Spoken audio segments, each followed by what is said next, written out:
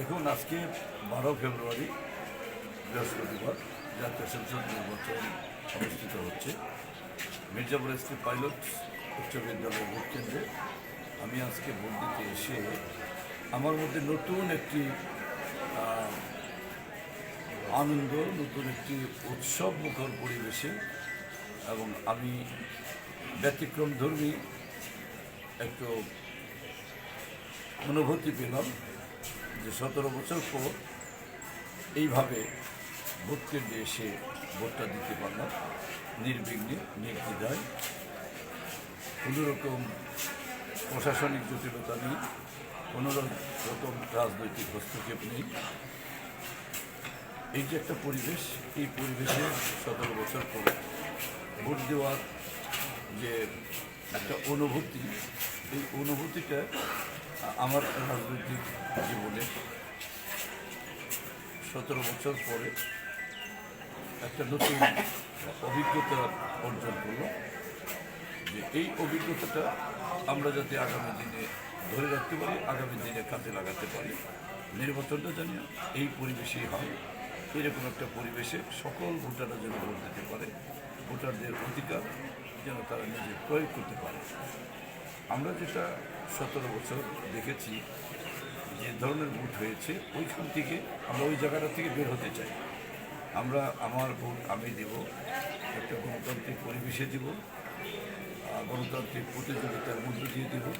সেরকম একটা পরিবেশে আমরা আজকে ভোট দিতে পারছি। শুধু আমি নই, আমরা সবাই, সব ভোটার ভোট দিতে পারছি নির্বিঘ্নে, নির্দ্বিধায়। এই পরিবেশটাই আমরা চেয়েছিলাম। যে পরিবেশ আমি চেয়েছিলাম, আমরা চেয়েছিলাম, সেই পরিবেশে আজকে আমি ভোট দিতে পেরেছি। এটা আমি মনে করি যে আমাদের রাজনৈতিক জীবনে একটা সফলতা। সর্বশেষ আমরা দেখব সারা দেশে ভোটের এখন যে পরিবেশ আছে, বর্তমান সময়ে এই সকালবেলায় যে পরিবেশটা আছে, এই পরিবেশ যাতে সারাদিন সারা দেশে থাকে। অনেক জায়গায় আমরা গত রাতে অনেক জায়গায় অনেক রকম অনিয়ম দেখেছি। ভোট কেনা বেচার চেষ্টা করেছে অনেক রাজনৈতিক নেতা, তারা অনেক জায়গায় অনেক টাকা পয়সা সহ আটক হয়েছে। এটা আমাদের কাম্য ছিল না। মানে আমরা এগুলো দেখার জন্য, এরকম কেনা বেচা করার জন্য আমরা নির্বাচন করতে আসি বা আসবো, এটা আমাদের দূর করা উচিত। যারা এটা করেছে, এটা নিশ্চয়ই আপনারা মিডিয়াতে যারা আছেন তারা দেখেছেন।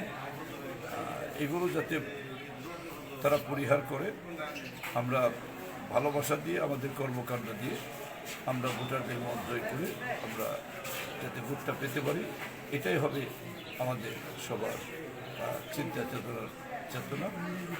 কিন্তু যেটা গতকাল হয়েছে, এটা আমি আশ্চর্য হয়েছি যে 50 লক্ষ টাকা নিয়ে আটক হয়েছে, 74 লাখ, এইরকম এই যে অবস্থা, আরও লক্ষ লক্ষ টাকা নিতে যারা করেছে, এরকম দুঃখজনক।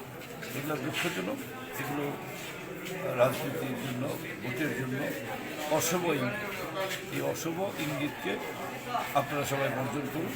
আমরা অশুভ ইঙ্গিতকে আমরা সবাই বর্জন করি। আসুন আমরা ভালোবাসা দিয়ে গণতান্ত্রিক প্রক্রিয়াতে সকল ভোটার তারা এসে ভোট দিবে। আমরা কাউকে টাকা দিয়ে যদি কিনতে চাই, এই টাকা দিয়ে কিনে ভোট নেওয়া, এটা বন্ধ হতে হবে। নিঃসন্দেহে এটা বন্ধ হতে হবে। টাকা দিয়ে কোনোভাবেই ভোট কেনা বেচা যাতে না হয় আমাদের দেশে। টাকা দিয়ে কেনা বেচার ভোট দেশে যাতে হতে না পারে, সাংবাদিক ভাইয়েরা আপনাদেরকে অনুরোধ জানাবো, আপনারা এই বিষয়টা গুরুত্ব সহকারে আপনারা বিবেচনায় এনে জাতিকে অবগত করবেন। সকল মহল যাতে এই বিষয়টা গুরুত্ব সহকারে বিবেচনায় এনে তারা এই টাকা বিনিময়টা, টাকা ভোট বিনিময়, এটা যাতে বন্ধ করে। আমার জীবনে আমি যে আজকে সপ্তম দল, আমার জীবনে আমি 7বার জাতীয় সংসদ নির্বাচন করলাম। আমি তো কখনো আমার মাথায় আসেনি যে টাকা দিয়ে একটা মানুষকে আমি আমার পক্ষে আনবো, টাকা দিয়ে একটা ভোটারকে আমার পক্ষে আনবো। এটা আমার জীবনে আমি কখনো কল্পনাতেই আনতে পারিনি। যারা আজকে নতুন, যারা এটা আনছে, আর যারা এনেছে, যারা অনেক নীতিগত কথা বলে, আল্লাহ রাসূলের কথা বলে, তারা যদি এইসব কাজ করে, তারা মানুষকে হেদায়েত করতে চায়, ভেস্তে বাড়াইতে চায়, তারা যদি টাকা পয়সা দিয়ে ভোট নিতে চায়, তো এখানেই তো বোঝা গেল যে তাদের কাছে কি আছে না আছে, কি করতে চায়। এটা তাদের জন্য বা আমাদের দেশের নির্বাচনী ব্যবস্থার মধ্যে একটা অশুভ ইঙ্গিত বহন করে।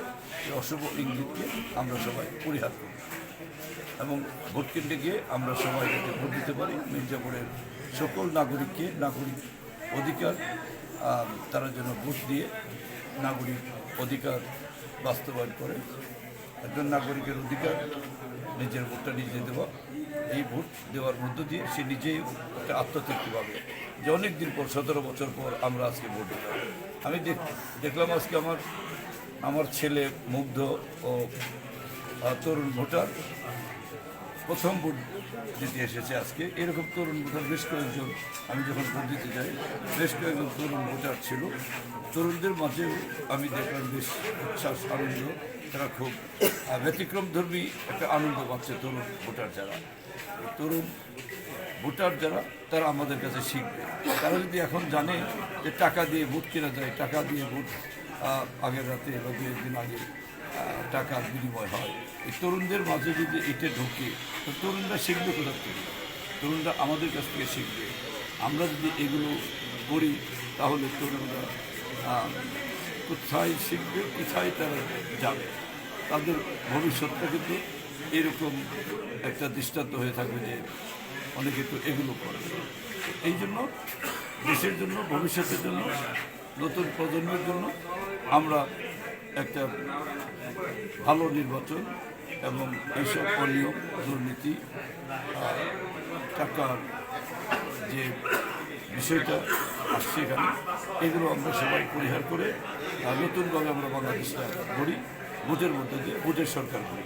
সবাইকে ধন্যবাদ।